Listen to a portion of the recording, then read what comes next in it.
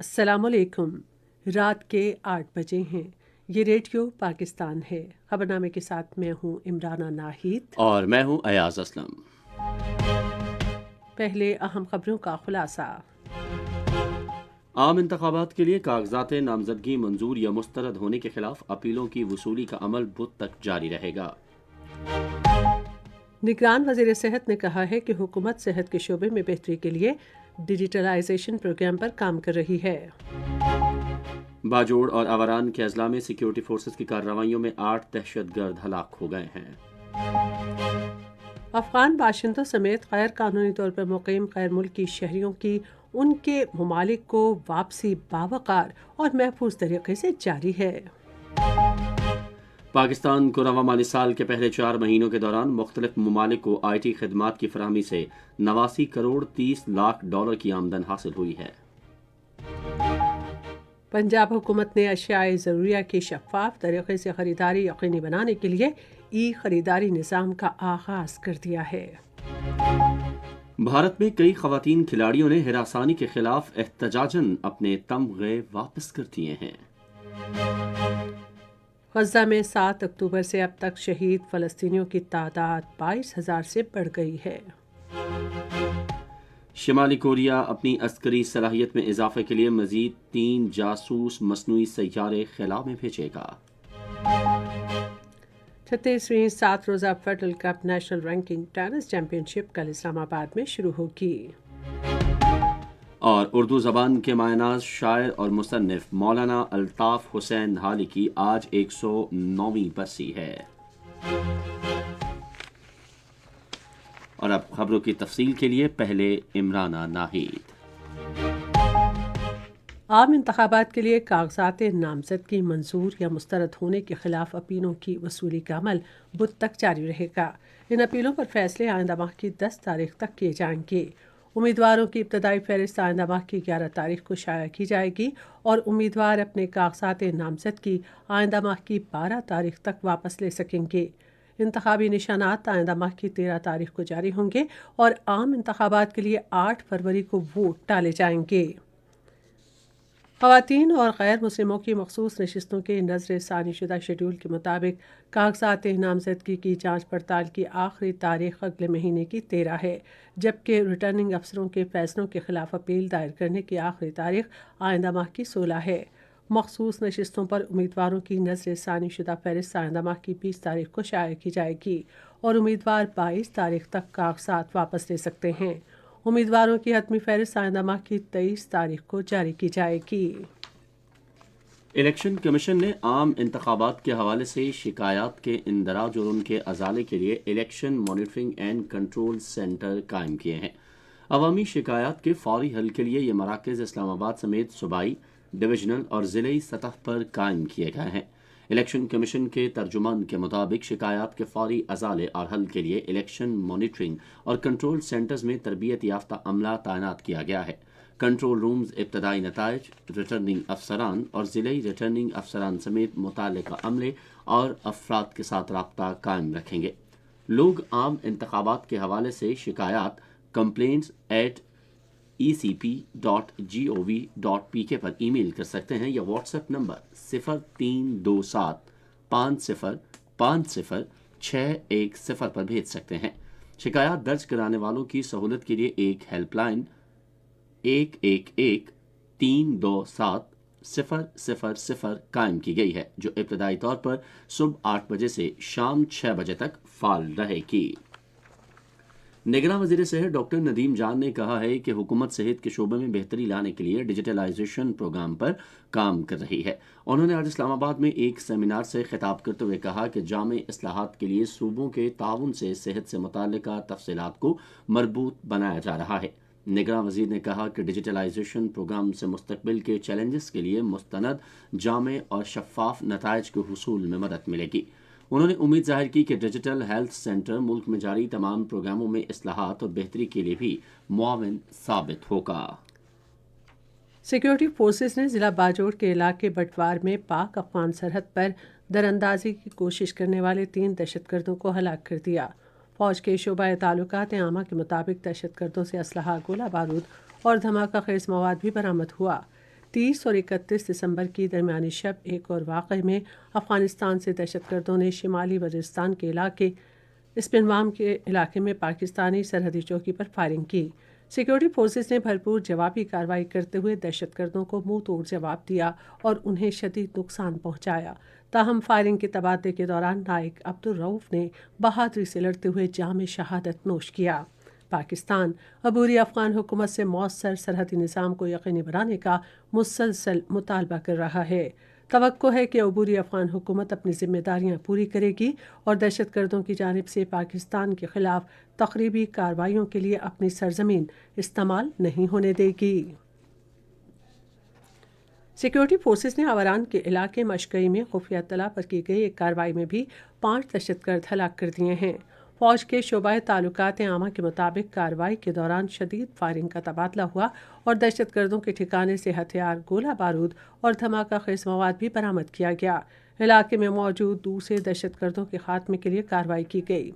Security forces Balochistan کے امن، استحکام اور ترقی کو سبوتاژ کرنے کی کوششوں کو قوم کے ساتھ مل کر ناکام بنانے کے لیے پرعزم ہیں۔ یہ خبریں آپ ریڈیو پاکستان سے سن رہے ہیں۔ مذہبی ہم آہنگی کے بارے میں وزیر اعظم کے خصوصی نمائندے مولانا طاہر اشرفی نے چیف جسٹس سے عدالتی نظام میں اصلاحات کرنے کی اپیل کی ہے۔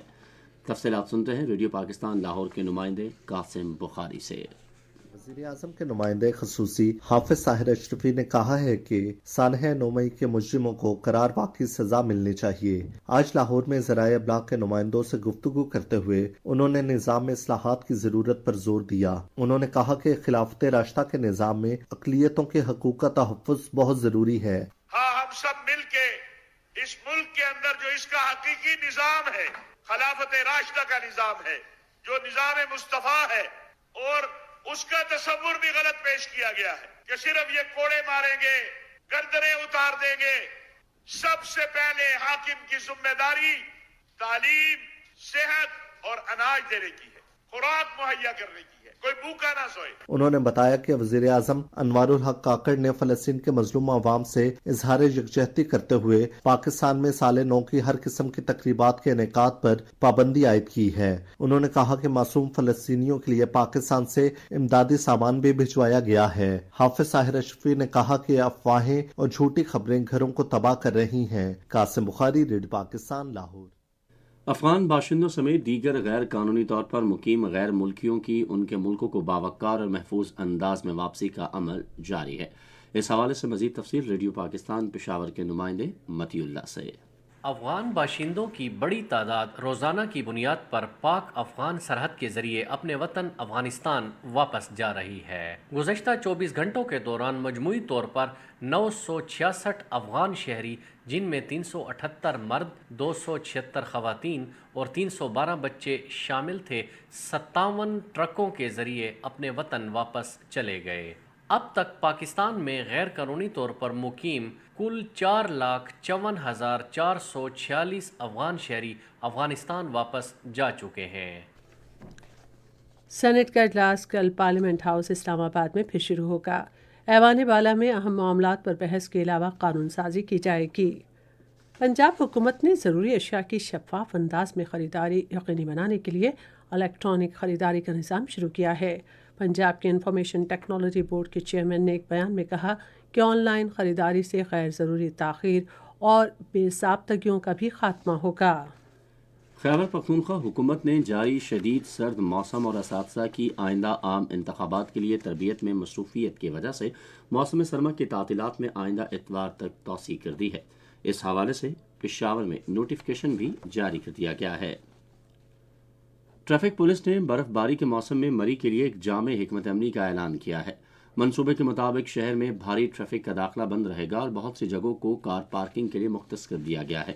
اس کے علاوہ سیاحوں کی سہولت کے لیے ہنگامی ہیلپ لائن 05192692000 بھی شروع کی گئی ہے۔ کشمیر پوائنٹ، مال روڈ اور گلڈنا روڈ سمیت مختلف سڑکوں پر دو رویہ ٹریفک کی اجازت نہیں ہوگی۔ جناح ہال مری اور سنی بینک ٹریفک چوک پر 2 ٹریفک کنٹرول روم بھی قائم کر دیے گئے ہیں۔ اس کے علاوہ سیاحوں کے لیے 12 سہولت مراکز بھی قائم کر دیے گئے ہیں۔ یہ خبریں ریڈیو پاکستان سے نشر کی جا رہی ہیں۔ صدر ڈاکٹر عارف الوی نے سال نو کے آغاز پر قوم، امت مسلمہ اور عالمی برادری کو مبارکباد دی ہے۔ انہوں نے آج ایک پیغام میں پاکستان اور پوری دنیا میں خوشحالی، سیاسی اور اقتصادی استحکام کی دعا کی۔ صدر نے کہا کہ نئے سال کے آغاز پر فلسطین کے بھائی بہنوں کو فراموش نہیں کیا جا سکتا جو اسرائیل کے مسلسل وحشیانہ حملوں کا سامنا کر رہے ہیں۔ صدر نے بھارت کے غیر قانونی زیر قبضہ جموں و کشمیر میں بھی بھارتی پرتشدد کارروائیوں پر تشویش کا اظہار کیا۔ انہوں نے کہا یہ بہت ضروری ہے کہ عالمی برادری دنیا میں امن اور استحکام کے لیے ان دیرینہ مسائل کو اقوام متحدہ کی قراردادوں کے مطابق حل کرنے کے لیے عملی اقدام کرے۔ انہوں نے پاکستان میں اقتصادی ترقی، بین المذاہب ہم آہنگی، درگزر برداشت اور باہمی احترام کو عام کرنے کی خواہش کا اظہار کیا۔ 2023 کا سورج غروب ہو چکا ہے اور پاکستان کو 2024 سے بہت زیادہ توقعات وابستہ ہیں۔ اس حوالے سے مزید تفصیل ریڈیو پاکستان اسلام آباد کی نمائندہ ردا غفار سے۔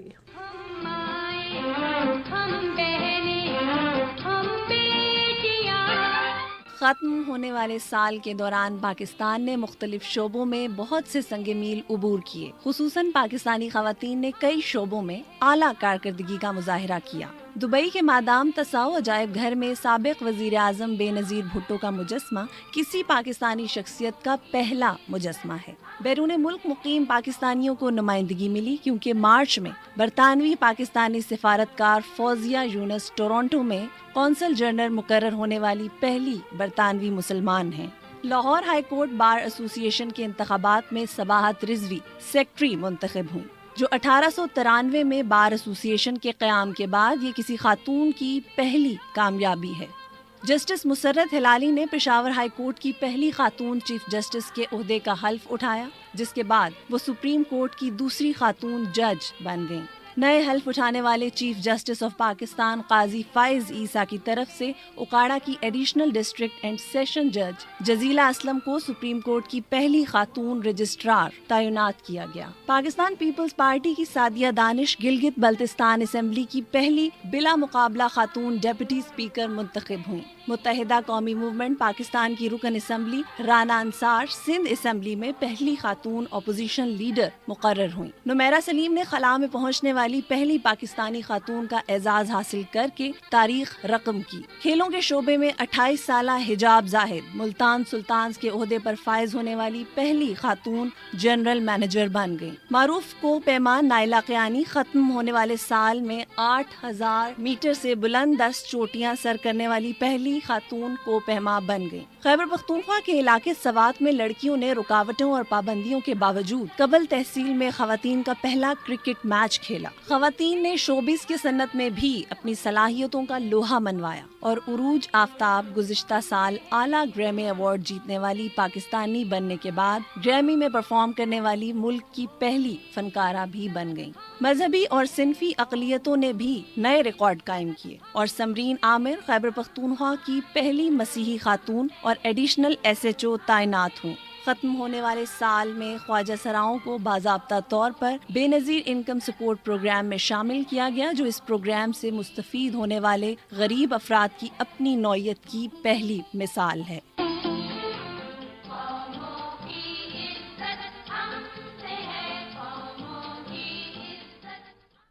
رپورٹ آپ نے سماعت کی۔ کچھ دیگر خبروں کی جانب بڑھیں گے۔ ممتاز کشمیری رہنما اور chairman world forum for piece and justice doctor Ghulam نبی فائیں نے کہا ہے کہ بھارت کے غیر قانونی زیر قبضہ جموں کشمیر میں 9 لاکھ بھارتی فوجی غزہ طرز کی وحشیانہ کارروائیاں کر رہے ہیں۔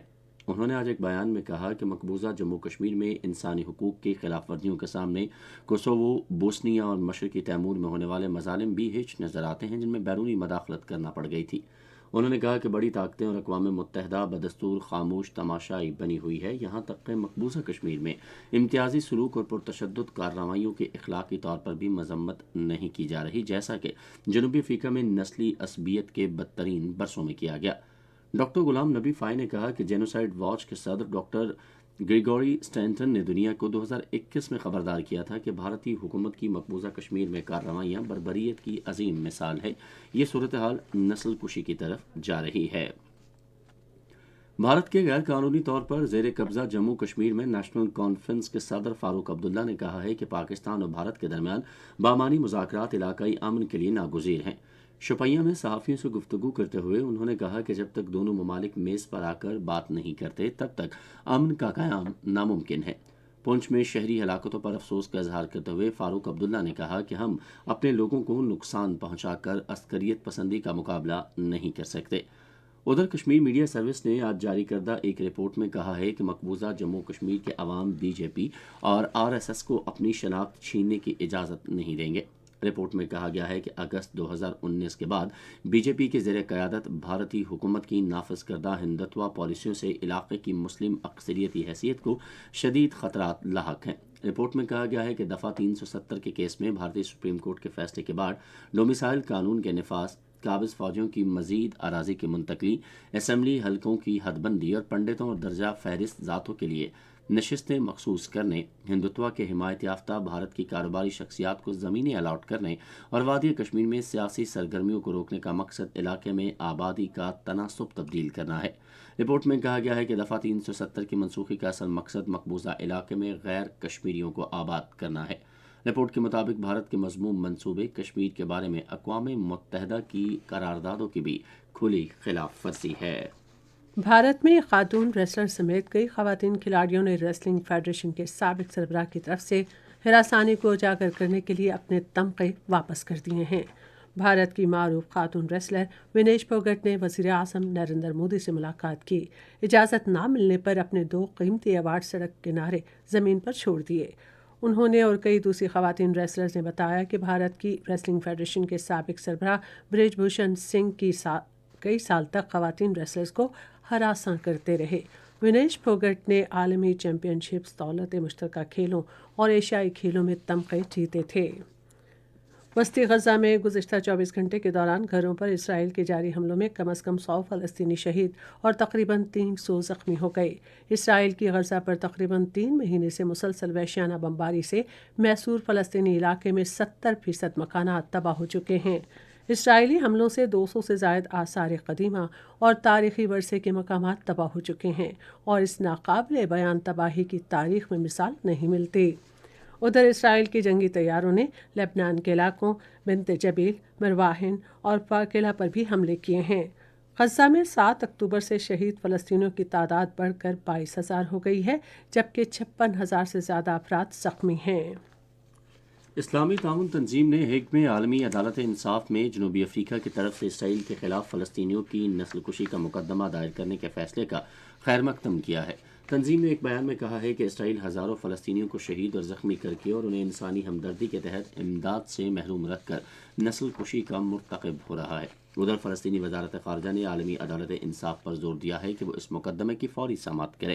فلسطینی وزارت خارجہ نے ایک بیان میں عالمی عدالت انصاف سے مطالبہ کیا ہے کہ وہ نسل کشی کی کارروائیوں کی روک تھام کے لیے جنوبی افریقہ کی درخواست پر فوری کارروائی کرے۔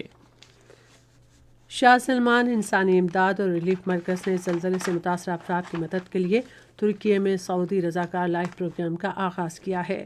مہم کے دوران مرکز کی رضاکار طبی ٹیم نے 300 سے زائد کیسز کا جائزہ لیا اور یورولوجی کے 17 کامیاب آپریشن کیے۔ شمالی کوریا اپنی عسکری صلاحیت میں اضافے کی کوششوں کے تحت مزید 3 جاسوس مصنوعی سیارے خلا میں بھیجے گا۔ شمالی کوریا کے رہنما کم جونگ ان نے حکمران ورکر پارٹی آف کوریا کے اجلاس سے خطاب کرتے ہوئے کہا کہ نئے سال میں مزید عسکری پیش رفت ہوگی۔ ریڈیو پاکستان خبرنامے کے فوراً بعد اپنے قومی نشریاتی رابطے پر سال 2023 کے جائزے کے موضوع پر ایک خصوصی میگزین پروگرام نشر کرے گا۔ رات 9:10 پر ایک اور قومی پروگرام میں BBC خیرپور کا تیار کردہ ایک ڈرامہ نشر کیا جائے گا۔ اور اب ریڈیو خبرنامے میں پیش ہیں کھیلوں کی خبریں۔ 36ویں federal cup national ranking tennis championship کل اسلام آباد میں شروع ہوگی، جو 1 ہفتے تک جاری رہے گی۔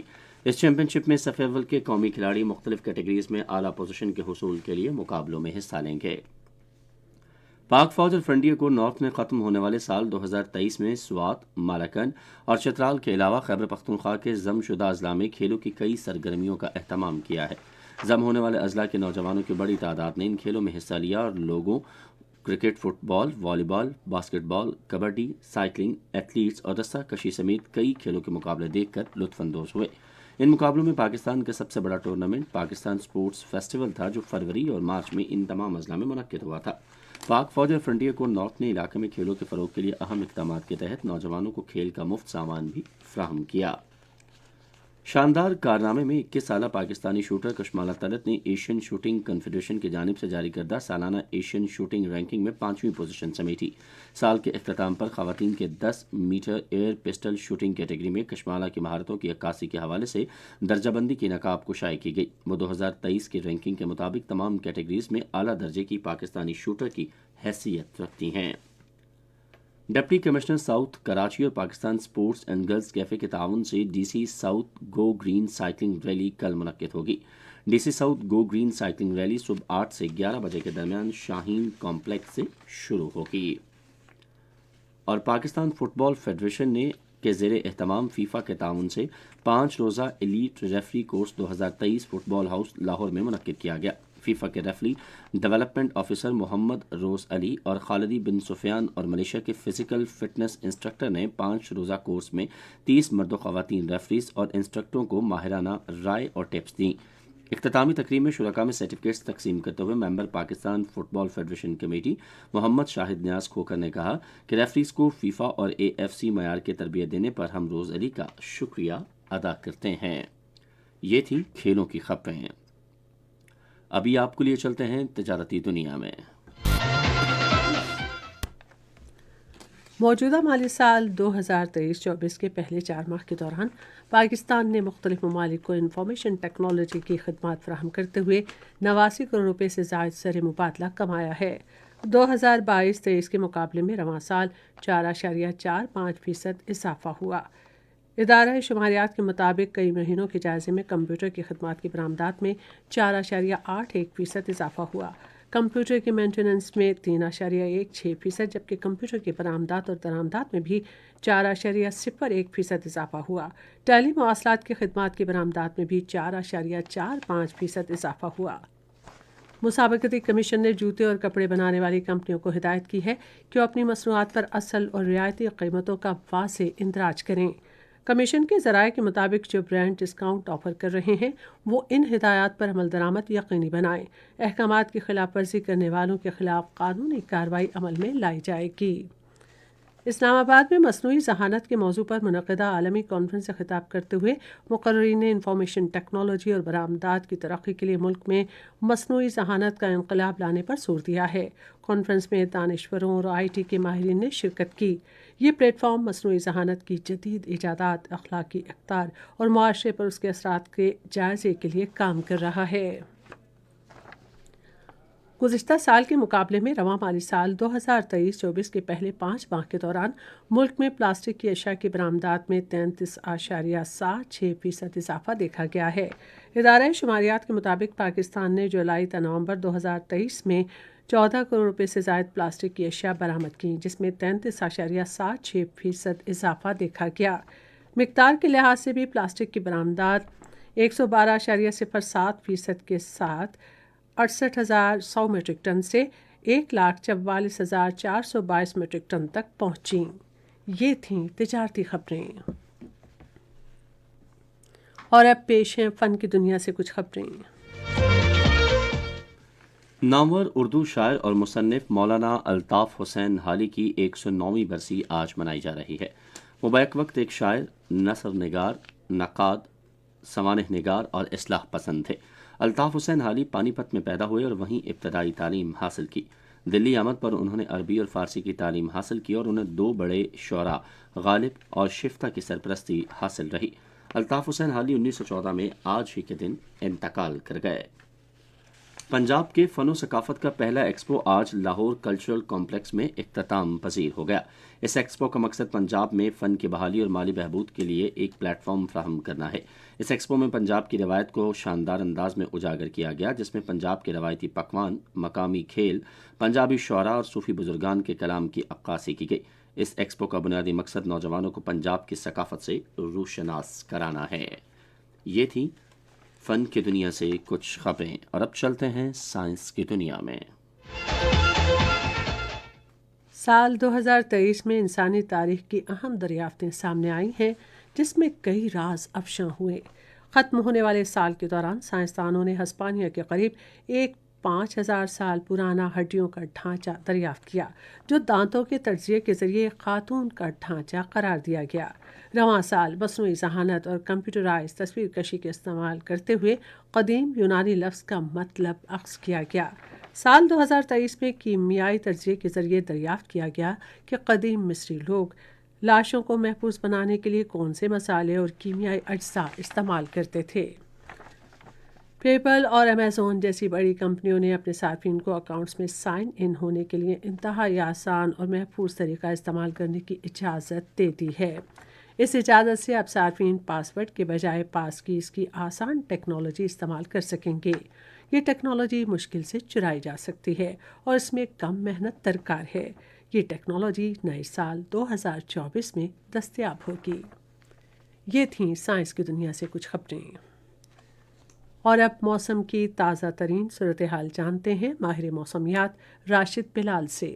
موسم کی تازہ ترین صورتحال کے مطابق ملک کے بیشتر علاقوں میں موسم خشک رہا، تاہم پنجاب اور بالائی سندھ کے میدانی علاقوں میں دھند چھائی رہی۔ آئندہ 24 گھنٹوں کے دوران ملک کے بیشتر علاقوں میں موسم سرد اور خشک، جبکہ شمالی علاقوں اور شمالی بلوچستان میں شدید سرد رہے گا۔ پنجاب کے بیشتر میدانی علاقوں میں شدید دھند، جبکہ خیبر پختونخوا کے میدانی علاقوں اور بالائی سندھ میں صبح اور رات کے اوقات میں دھند چھائے رہنے کا امکان۔ آج ریکارڈ کیا گیا سب سے کم درجہ حرارت لے -8، اسکردو -7، گلگت اور گوپس میں -5 ڈگری سینٹی گریڈ ریکارڈ کیا گیا۔ اس کے علاوہ ملک کے دیگر شہروں کے ریکارڈ کیے گئے کم سے کم درجہ حرارت کچھ اس طرح سے ہیں: اسلام آباد 3 ڈگری سینٹی گریڈ، مری 1، لاہور 6، کراچی 14، پشاور 5، کوئٹہ -1، مظفر آباد 3، گلگت -5، اسکردو -7، سری نگر -3، جموں 8، لے -8، پلوامہ -2، اننت ناگ -2 اور شوپیاں میں -3 ڈگری سینٹی گریڈ ریکارڈ کیا گیا۔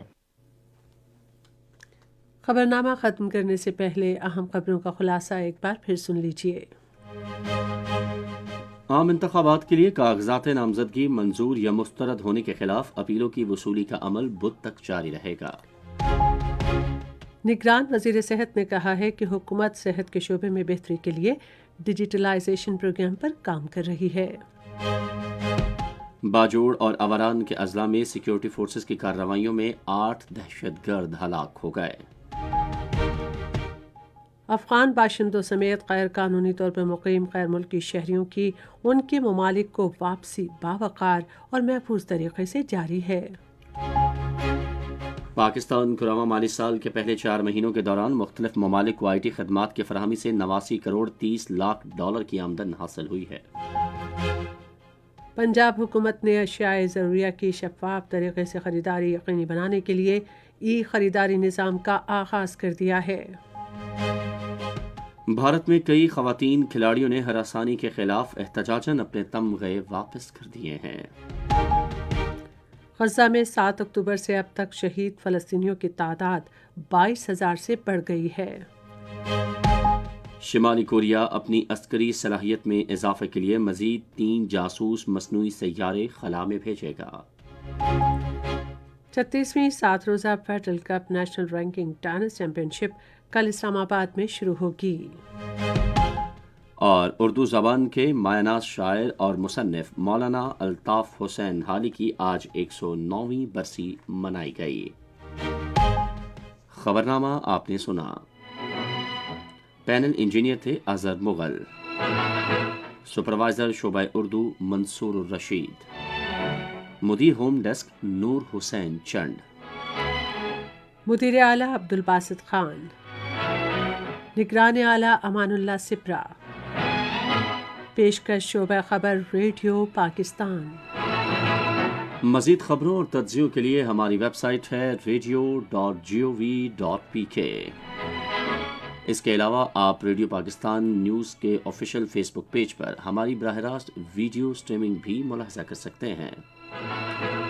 خبرنامے کی ٹیم کے ساتھ عمرانہ ناہید اور ایاز اسلم کو دیجیے اجازت۔ اللہ نگہبان۔